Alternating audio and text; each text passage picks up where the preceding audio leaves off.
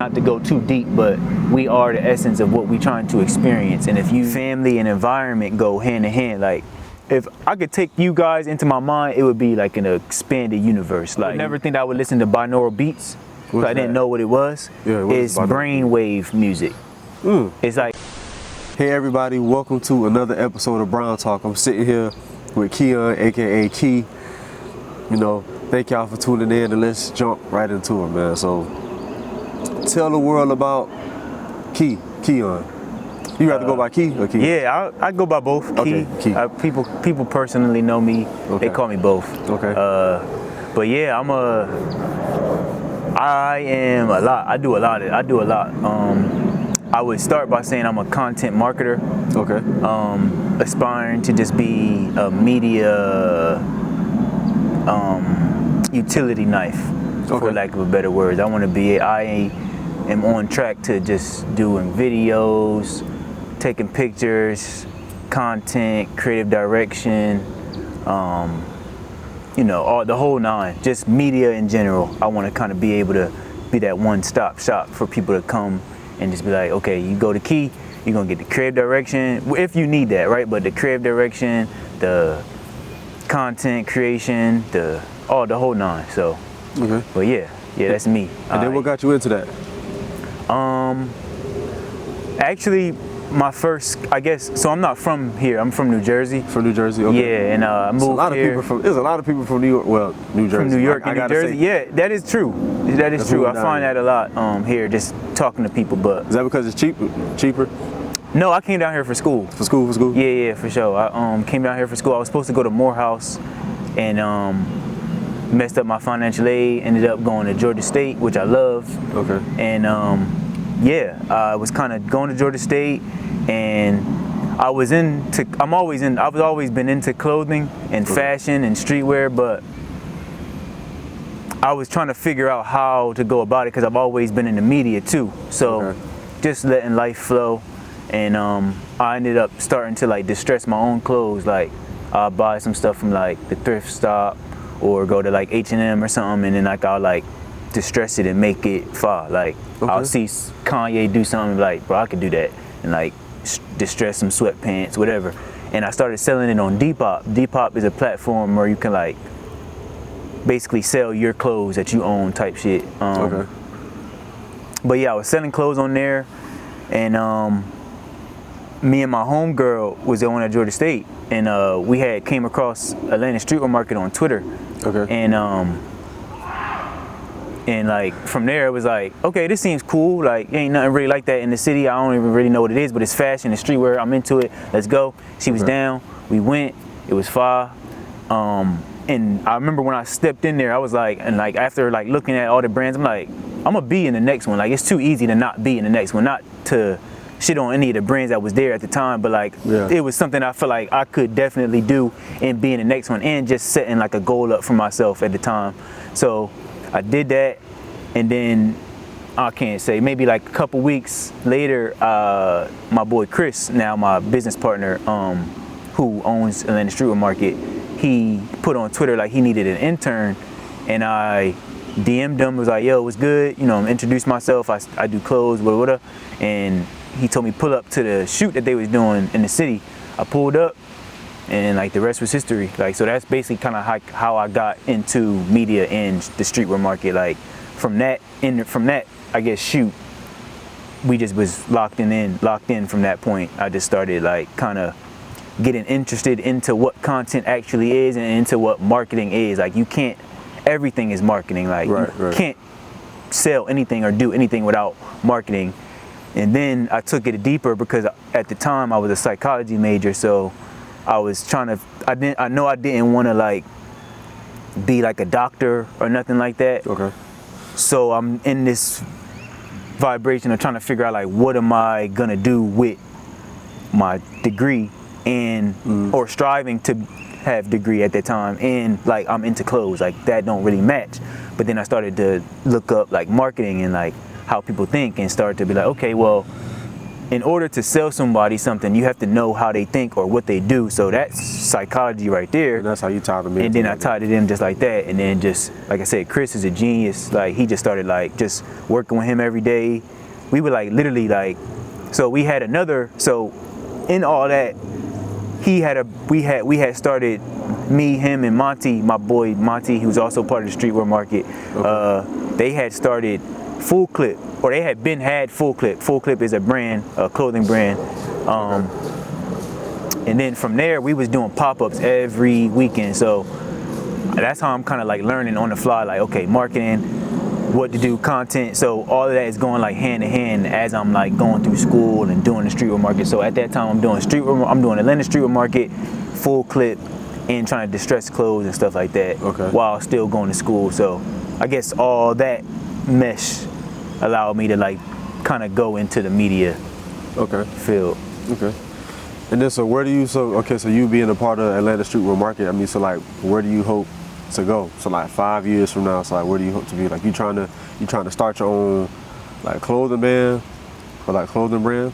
I don't want to have a clothing brand no more.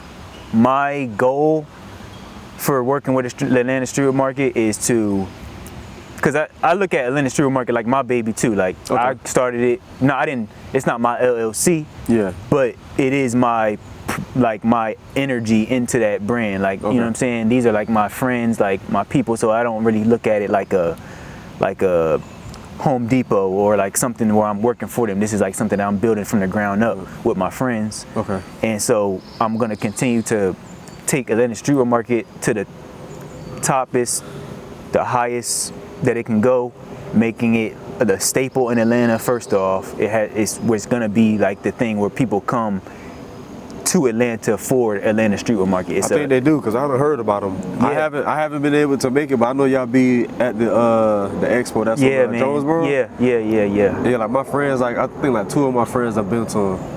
So I think the last one y'all had, he went. I wasn't able to go that weekend, but like I'm definitely gonna have to go to one of them. Yeah, man, it's a vibe. It's a great place to network. And it's just an experience. That's the best way that I can kind of explain it to someone who's never been there. It's a great experience, especially for someone. If you're into streetwear, it's a gold mine. And if you're not into streetwear or fashion, it's an experience. It's something that you can be like, oh wow, like this is what they're doing over here, and then you can see why so many high-end fashion brands are taking streetwear ideas and selling it for thousands of dollars when. You know what I'm saying? When it's $70 compared to, but yeah, I'm gonna take it to the top. It's gonna be a staple, and then from there, my plan is to branch off and create a brand where it's called Be Light Studios. So it's already in the making. Be Light Studios is going to be a creative content platform space, for lack of a better word. So if you have a brand, you come to Be Light Studios and it's a one-stop shop, just like how I was saying, like the utility knife type of feeling. Like you come here and work with us, and whatever you need done, you get it done. Just because, like I said, we're experts, we know a lot of people in the city. But yeah, and that's my goal, because I got that idea from like, you know, just studying different greats like Virgil and different people like that, Kanye, who were like able to like work with other brands like Supreme and take them to the top and then branch off and do their own thing. It's like it's inevitable for them to be great because they worked with a great company. You know what I'm saying? Like Awake, it's a brand called Awake that's popular in New York. They were the creative directors for Supreme. Same thing with Tremaine with Denim Tears, creative director for Supreme. Not to put Supreme as like this big thing, but just using it as a staple because everybody knows what that is. Like people work under these big brands and then branch off and then just skyrocket and do their own thing because they know the field, they know the game that they're playing. So that's how that's what I'm gonna do with it, and it's looking pretty promising. Okay, so you said you're from New Jersey. So how long were you in New Jersey? Up until 2015. Okay. So my whole beginning life. I've been here for like 9 years now. 9 years. Yeah, I got here 2015. Literally the day I graduated, the next day, me and my dad drove down here. Okay. And started my life out here. How was it growing up in New Jersey? It was great. I liked it. It's not really much in New Jersey. I'm from Camden, New Jersey. If anyone knows what that is, it's the trenches. It's not really like like you wouldn't go there, but now it's starting to be different. Like the Sixers got the practice facility there. They're starting to make it nice, but like it's not to say that it's not a nice place. I love it, but right. to an outsider, they're gonna look at it and be like, bro, what the heck? But yeah, I loved it. I ran track. I was an All-American. He's an All-American? Yeah, All-American. Why you stop? You just had a passion for clothes? So that was the whole thing. When I went to Morehouse, I wanted to, I was gonna run track and do it. Like when I ran out here, me and my dad linked. So it's a funny story. When I moved out here, my first job was at Staples. Okay. And when I worked at Staples, it was a guy that I worked with. Damn, I can't remember his name, but he ran track for Dale State. Dale State is a popular track school. He was from Bahamas. He was fast. I started looking up all his records, and he was willing to train me. We started training, and then I stopped working at Staples, and then we kind of broke off from there. But like, I wasn't done. Like I was gonna go to Morehouse and just rock out. Financial aid messed me up. I didn't even know Georgia State didn't have a male track team, so that's kind of really what did it.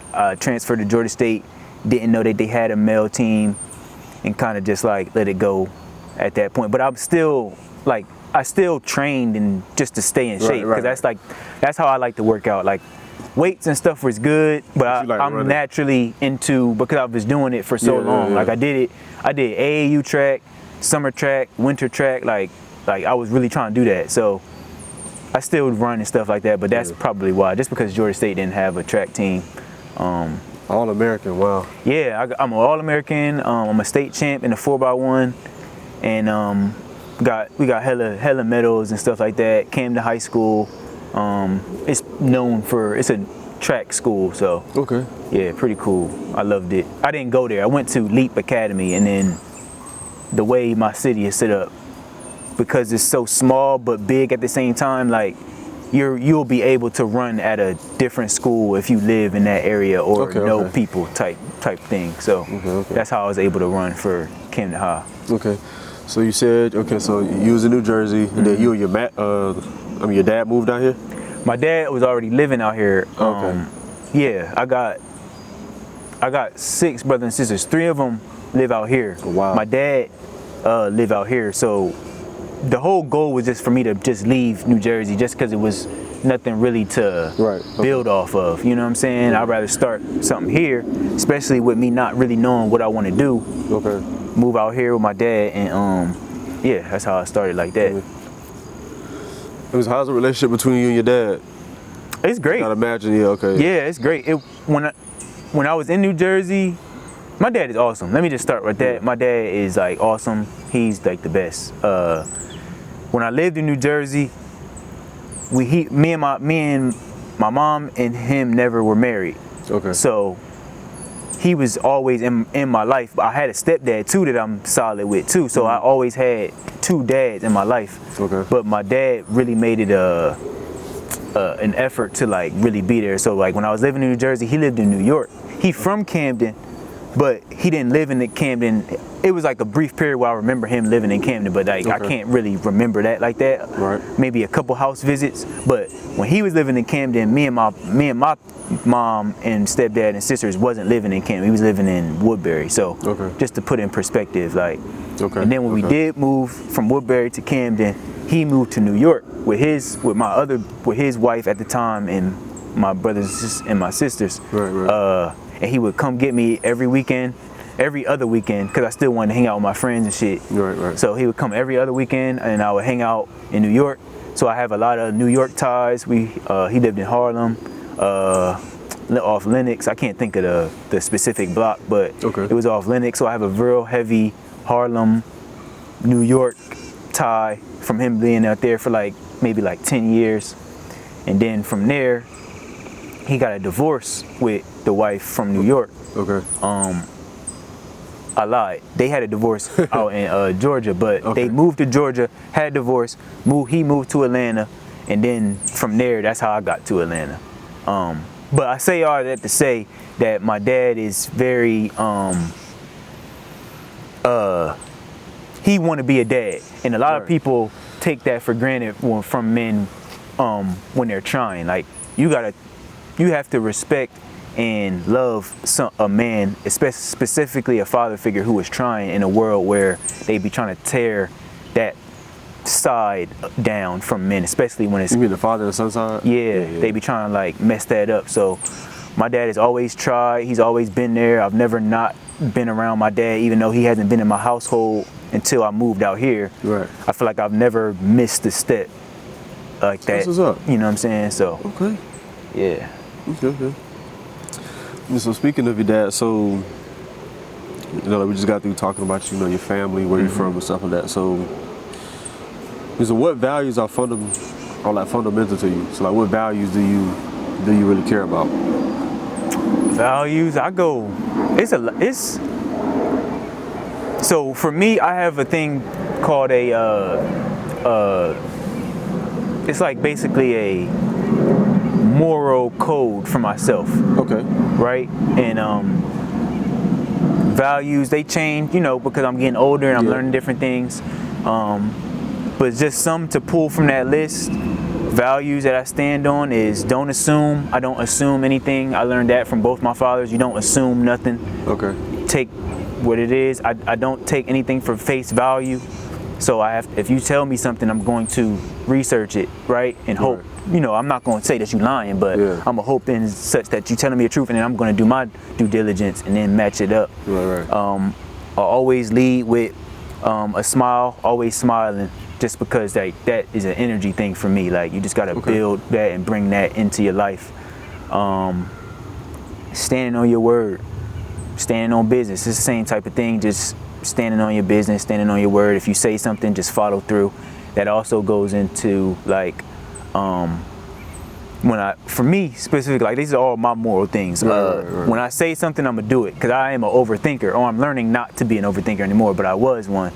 And I found myself, if something come up, I'll put it off, and then I'll be like, damn, why I ain't do it right then and there? So if something come up, especially if it's important, I do it right then and there. Family is first. Okay. I have a big family, and yeah, trusting in yourself. That's just to name a few. If I could pull out my list and show the camera, I would. But yeah, like, just staying true to yourself. Put yourself in not to go too deep, but we are the essence of what we're trying to experience. And if you kind of put yourself second, you're doing yourself a disservice. Just to, you know what I'm saying? I agree with that. So you said family first. So like, how do you feel about family when in like today's world, like, family is not at the top of the priority list? Because I personally feel like without family, you don't really have any. You don't really have anything. I think family is like the building blocks of everything. Of like everything. Yeah, for sure. Today's society, they try to move away from families. Yeah, and I think that's a detriment to society, for one, because family and environment go hand in hand. Like, it takes a baby 7 years to fully develop itself, and so imagine we see it just like how you're saying, like, you let these babies grow up in these environments and in these families who broken or don't even care for real, and then you see what the end result of that is. But family is key. And also, blood don't make family. You can find family within friends and individuals throughout your life. You know what I'm saying? I agree. And the people who are solid and that stand by you through the tough stuff, are the ones that I would call me personally in my family. And so yeah, I have a lot of, I guess, blood family, but moving to Atlanta, I'm starting to, even with Atlanta Streetwear Market, all of my team members are my family. I don't look at any of them as friends. Like these are people that like I plan to like grow 10 plus years with, and we go on family vacations, and my kids is getting taught by Chris, and my daughter getting taught by Monty on how to DJ if she's interested, type vibe. Like, cause it takes a community and a village to grow people. You know what I'm saying? And like you said, they taking it for granted, but I'm starting to see the chosen ones, the people who were, and the people who are interested in creating that family and village lifestyle. Those are the ones that are like doing stuff and enjoying the life that they're living right now. Okay. So you talking about, I mean, so just from talking to you, I can tell like you have like a good perspective on life. So I like to ask people some questions sometimes. So how do you feel about death? Like, are you afraid to die? No, I think obviously death is going to happen. It's crazy. I was talking to my girl about this maybe like last week, like real talk. And it's more of a vibration like, okay, I had an epiphany one day where I was like actually not thinking about killing myself, but I was just pondering on death, like what it actually is and why we're so scared of it. But that's kind of like the mission.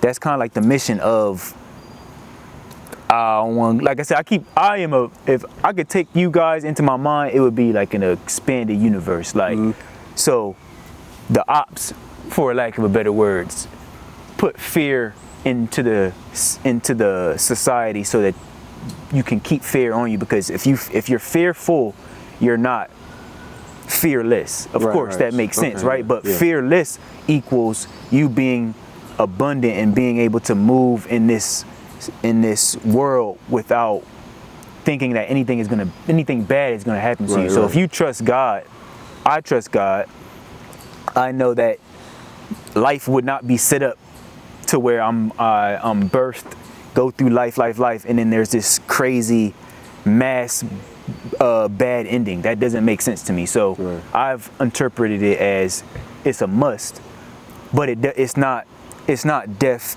It's death to the physical. Right. Okay. Life starts. Another life begins once you die, and it's so important that we do what we need to do here, because what we do here is going to transcend when we die, because it's a whole nother thing over there that we don't know, and that kind of excites me, because it's not like I'm like happy or looking forward to death, but I am looking forward to like, it's something cool over there for us to live this long life, and then, you know what I mean? It gotta be something over there. So I embrace it. I try to do what I do here and try to lead with love, and just hope that what I'm doing here transcends my life on the other end. Well, yeah, that's an interesting perspective. I never looked at it like that. Like it has to be something great on like the other side. It got to be, bro. I mean, because I believe in God too. But I just never looked at it like that. Because usually when somebody dies, people get sad. Yeah, but it shouldn't be like that. But sometimes, like in the church, they be like, oh, it's his homecoming. He good. He don't got to worry about. Exactly. But sometimes we forget to look at it like that. Yeah. Cool. I'm gonna try to think like that from now on. Yeah, for sure. I just never, like I say, like having conversations like this, like I never thought about it like that. Yeah, for sure. What's the last thing that really got your attention? Like anything, something in the news, something the last thing that got my attention. What's the last thing that like really got your attention? I feel like everything gets my attention. That's a good question. What's the last thing that got my attention? Maybe the school shooting, the recent school shooting might have got my attention. If I'm talking about recent stuff. Okay. But yeah, like I stuff gets my attention all the time. I feel like attention is your energy, and like so when I give my attention, I try to be in it. I study a lot too, because I was gonna give that's what I was gonna say, something that I studied last night, which was basically black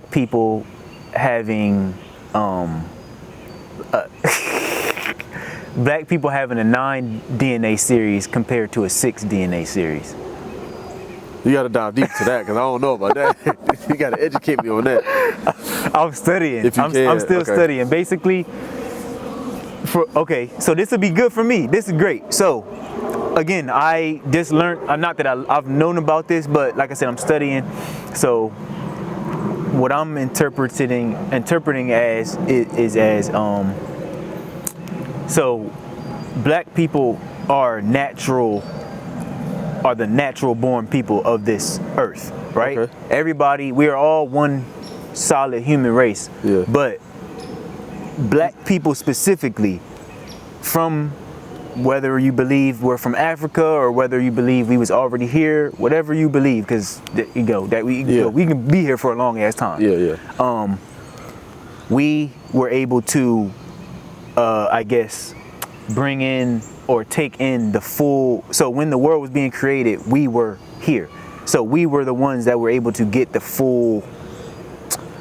A good analogy would be a baby going the full 9 months compared to a premature baby. Okay. So we were here the full 9 months, the full expansion or the full creation of this, what we call universe or earth. Black people were here. We were the first ones. So we had that 9 DNA strand, that 9 DNA series compared to a white person who who was created through us or any other race, right? Okay. You know, so that's basically where I'm at with it. Yeah, we could dive deep later on once I get a better knowledge of what I'm saying, but I learned about that yesterday and I'm just striving. I'm a big learner of, or striver of education for myself, and myself meaning like, because you were yourself. The stuff that you would learn for yourself wouldn't be the stuff that I would learn about myself, because your whole history isn't my whole history. We both black, but once you start to really dive deep, I want to like know like everything about myself, everything about like my bones, my pineal gland, all that type of stuff. You know what I'm saying? I'm trying to be the super master of myself so that I can learn how to super manipulate what I'm experiencing, because I feel like we're in control of what you experience, but you don't know. We don't know because we don't know ourselves. Truly, we know what we experience, but you don't know why your finger does this or what bones are in the, at least I don't know. People probably know, and that's why I'm striving to be like those people. Okay. So like, are you like into like ancient Egypt and like just like Africa and like ancient Egypt and like so like would a show you watch would be like Ancient Aliens? Have you ever heard of that? Yeah, I heard about that. I used to watch that show all the time. Yeah, for sure. It was interesting. So I be into stuff like that. Now, do like I like Discovery Channel type vibe? Do I like study it? Am I gonna read a book about it? Not right now. Not this time. Like, would I watch like a documentary on it? That's still studying. Yeah. That's studying. Yeah. Yeah, for sure. I'm into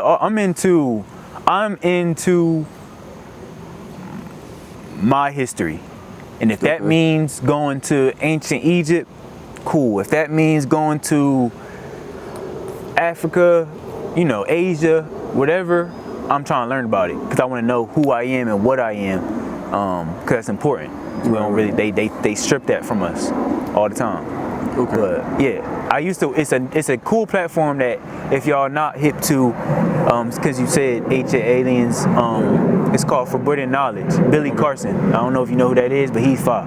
He is one of my. I have a plethora of mentors that I don't physically know, but I read a book called How to Own Your Own Mind, and it teaches you how to have, or encourages one to have multiple mentors in your mind. And Billy Carson is one of mine. He's just somebody that I'll be like, damn, what would Billy Carson think about or do in this type of situation? Just because he's smart and tapped into a whole bunch of different stuff. Okay, so you were speaking about studying. So like, what kind of books do you read?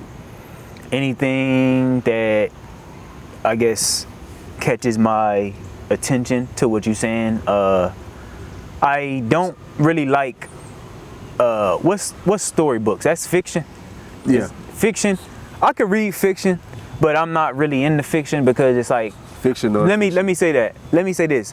I'm into the art of fiction. I'm into the art of someone creating a story. Of the creative process. Right, but I don't necessarily need to read that. I would rather I'm the guy I would rather watch the movie that you wrote. Okay. Type vibe, Right. rather than me read the fiction book like Harry Potter, all that stuff. I'm not gonna read all those. But self-help, ancient stuff, So anything, history books, cookbooks, anything tangible, real. Not to say that the art isn't real, but anything that I can use in real time. Things that's gonna help you. Right. So like books like the 48 Laws of Power. Yeah. The Art of War. Yeah. I have a lot of books at my house. I'm actually trying to get another bookshelf. Okay. And me and my girl gonna paint it. But yeah, that's the goal.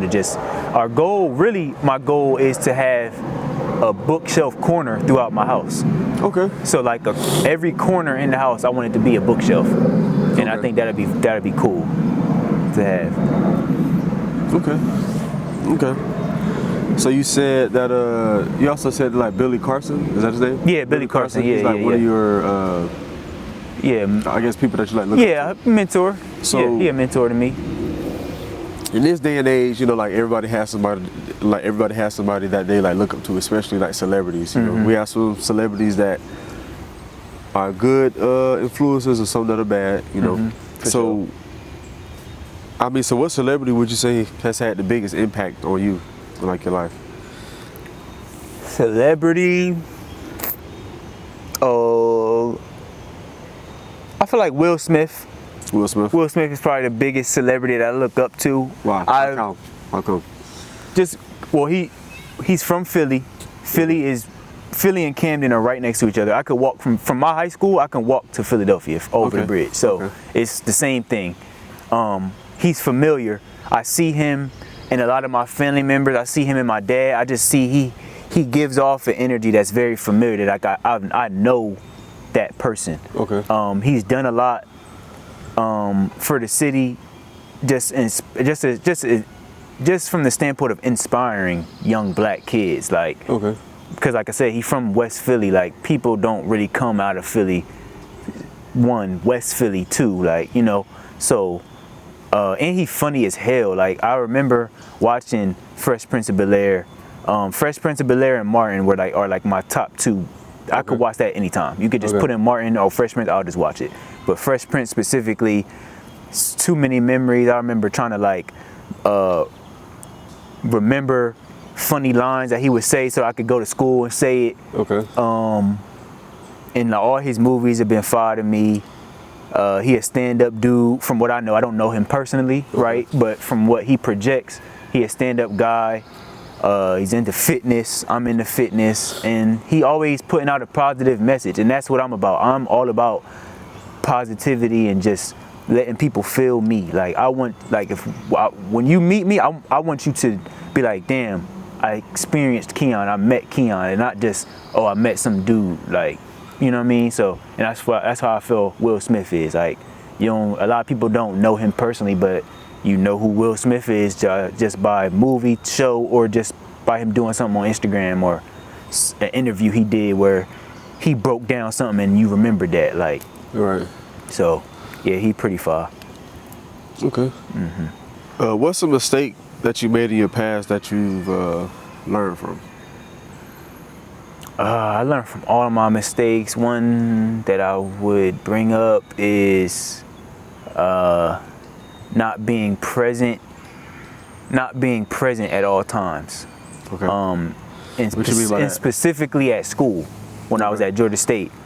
Not to say I wasn't there, but I feel as though being present, I'm learning that now, being present has a lot of power because attention is your energy. And so when you're present, like right now, we're very present right now. Like this interview is going to be great because you're being present with the camera, behind the camera. I'm being present as the interviewee, giving, my heart and soul and energy, real energy.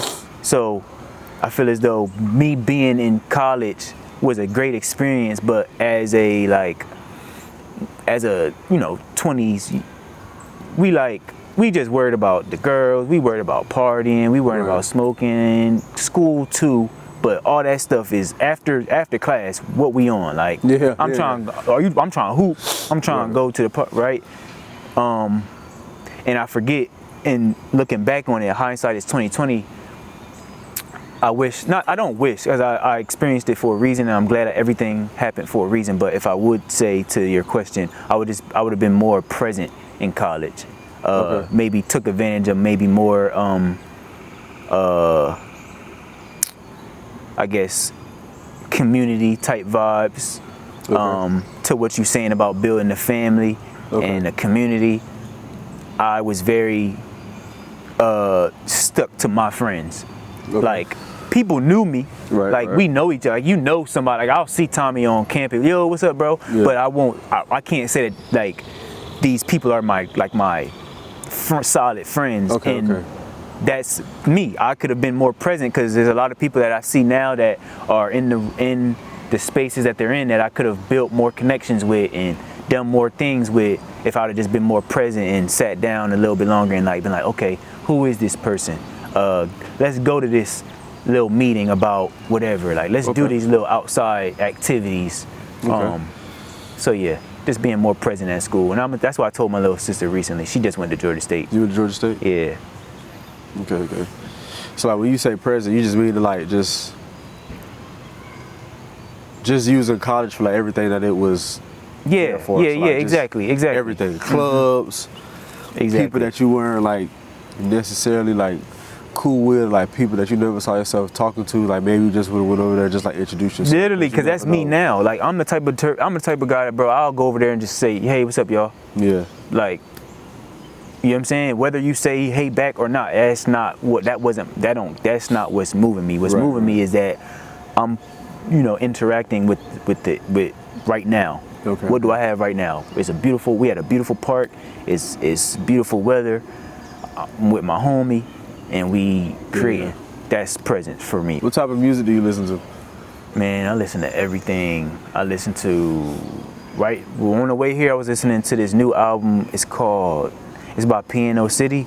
They don't speak English, so I don't know what they be saying, but it's a vibe. If you just look up Piano City, they got a whole bunch of albums. The most recent album, I forgot what it's called though, but I listen to them. I listen to rap, hardcore rap. I'm an R&B guy. I would, if Lord forbid, if music was destroyed, I could be cool with just listening to R&B all day. I'm an R&B guy. I listen to, like I said, Pharrell, Griselda, Westside Gunn. I listen to G Herbo. I listen to Ari Lennox. I listen to Mary J. Blige, Missy Elliott, bro. Like, if I could show you my Spotify, it could go any. If I put my Spotify on shuffle, anything will pop up. Michael Jackson. You know what I'm saying?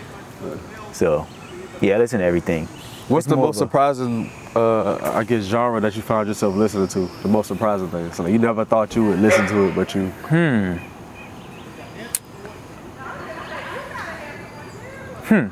I won't. It's not in my rotation, but I do it. But I do listen to it. To answer the question, I would never think that I would listen to binaural beats. I didn't know what it was. It's brainwave music. It's like, so if you just type in binaural beats, it's people study to it, people go to sleep to it.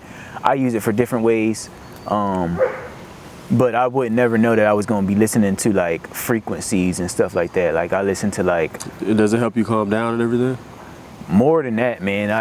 I do it a lot when I'm praying or meditating or just in the morning in general. Like, when I wake up in the morning, after I brush my teeth and do all that stuff, I put on like a frequency. So like, specifically 528 hertz frequencies is for the heart. It's like a heart loving frequency. It's to promote love, to promote inner peace, stuff like that. So different frequencies do different stuff for you. So when you tap into that, you kind of use it in a way to your experience. So for example, if I want to, I guess, channel in my love frequency or my love energy, I'm gonna put on 528 hertz frequencies all week and listen to that. And so, like I was saying, in the morning I'll just put that on and I'll have it playing all morning until I get to work. And so I'm playing it while I'm praying, while I'm getting dressed, while I'm eating or whatever I'm doing. And it helps you stay just. Yeah, it helps. And it's more of a thing where like you're not gonna see it right then and there. It's not like a high.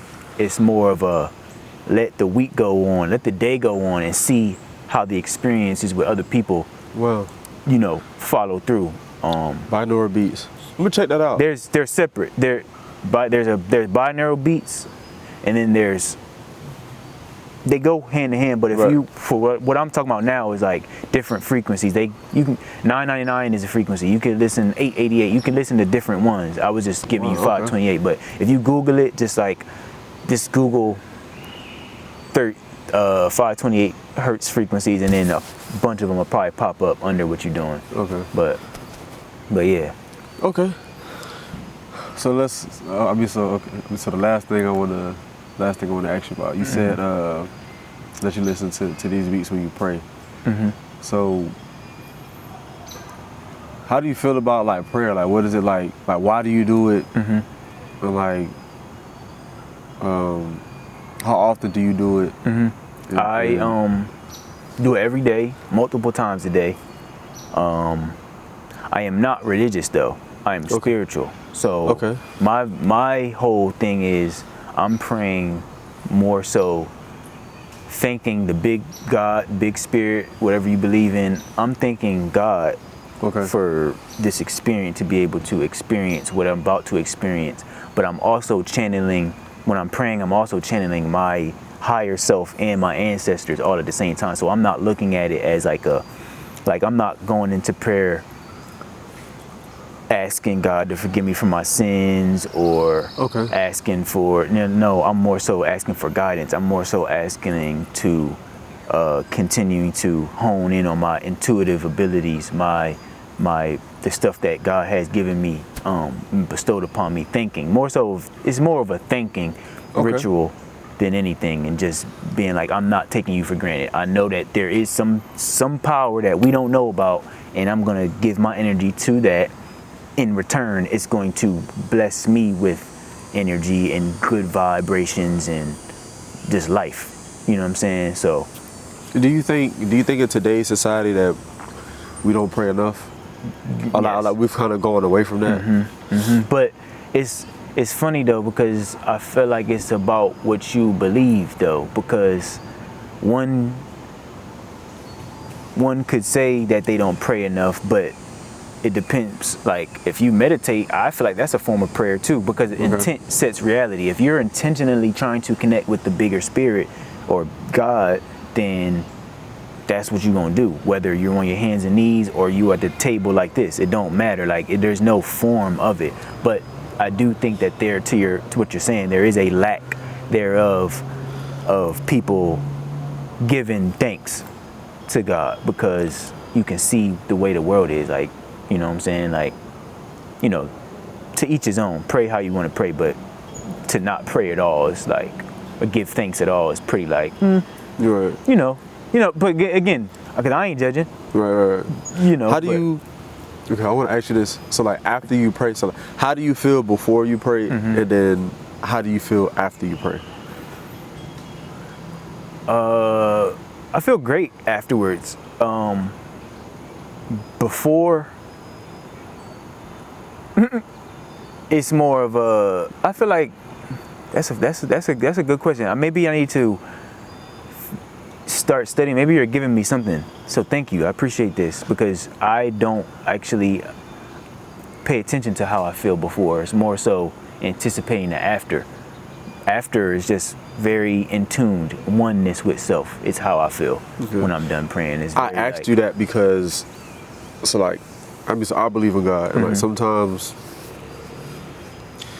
like, how can I put it? Sometimes, like, before I pray, I feel like I'm not in the straight line. And then after I pray, I feel like, okay, I'm in the straight line. So it's kind of like if you riding a bike and you starting like, oh, like go crazy. Then after you pray, you be like, okay, I got it now. So like, that's just what it does for me. Yeah. I'm gonna start paying attention more too, because I'm in a very, I don't know why I'm only thinking about in the morning times, because for the most part, just to give you insight, my day to day. So say I wake up at 3 something.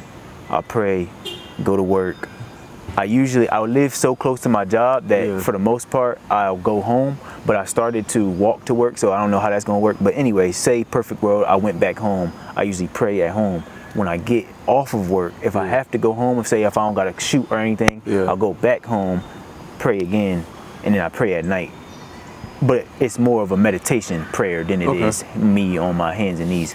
But I don't really because I think that why you're helping me out right now is because a lot of times, like to what you're saying, I'm going into the prayer, but I'm stuck in the physical. And instead of like channeling in, like going into like, I'm envisioning myself like being on a freeway and then going into a tunnel. Like you got to go into the tunnel so that you can block out and like kind of like go into it, be intimate with God, and then come back out. So yeah, that's what I'm gonna start doing. Yeah, you kind of put me on. Okay. Yeah, for sure. I'm glad I can do that for you. I just be wondering. Yeah. That's the question. Okay. All right, man. So that's pretty much it, man. I mean, so like, so what you gonna have going on for like the next couple of months? We got Atlanta Streetwear Market Fest coming up. It's gonna be a showcase. It's gonna be at the expo, the same place, or you gonna have it somewhere? No, it's gonna be on the underground. Underground Atlanta. Okay. That's the next thing we're working on. Atlanta Streetwear Market. After that, we got Atlanta Streetwear Market Fall 24, which is my favorite because I like cool clothes, like the winter clothes, hoodies, sweatpants. I love that type of vibe. So that's in November. Okay. And then that's like the big things we got going on. But with Be Like Studios, I'm just trying to like continue to work with different brands and different creatives in the city. Get on this. We got me and my boy Monty, who is the DJ for Atlanta Streetwear Market. We're about 5 episodes in. We're starting our DJ set. Doing a weekly DJ set. We're gonna start putting on YouTube, and that'll be the first production of Be Like Studios. And that'll also be his, I guess, segue into being, because you've seen the DJs on YouTube that just play sets. That's what I want him to do. He's fire. He's crazy on the DJ set. So the world needs to hear his point of view when it comes to DJing. So we're doing that. I'm also working on Cloth Talk. Cloth Talk is a platform that we did with Atlanta Streetwear Market put together. So it's a podcast in a dry cleaners. But it's about fashion. Yeah. So that's interesting. Yeah, it's cool. Like cool. It's nothing like that. My boy Marv, who is also in Atlanta Streetwear Market, his family owns a dry cleaners in Buckhead, and so that's where we shoot it at. So cool. We're gonna do that. That's gonna be interesting, man. Yeah, man. And other than that, something like send it my way so I can so I can tune in. Yeah, hell yeah, for sure. And then that podcast and the dry cleaners. Bro. I want to see something. I will definitely do that. And other than those things, we just continue to be creative every day and just continuing to learn. I'm on this journey of just learning. I just want to like just be a student of this life though. Like, you know what I'm saying? So I got you. Yeah. Okay, all right. Yeah, man, first of all, thank you for allowing me to interview you, man. Nah, for sure. I didn't think you was gonna do it. Nah, when you hit me up, I thought that you needed help with the interview. I was like, I could definitely PA, for sure. But nah, I appreciate you reaching out, man. It means a lot. Yeah, man. We had met on P-Valley. What they were shooting at that day? Season 2. They were shooting that in it's not in Covington. Where that place at? It was far though. And because they would use that big abandoned factory. Yeah. And they had the little strip club in there. Yeah. But before that, that was when we kind of like linked, like connected. Yeah. But before that, we was just talking about when we was at the hotel, that nice ass hotel. Which one? Downtown. I can't think of it. It's like they use a couple of hotels. Yeah, but that experience was cool, bro. And I was doing COVID. You was doing I was a PA. Yeah, PA. Yeah, it was cool. Yeah, it was cool. So yeah, man. But thank you for allowing me to interview, man. Thank y'all for watching another episode of Brown Talk. Yes, sir. Sitting here with Key. So until next time, peace out.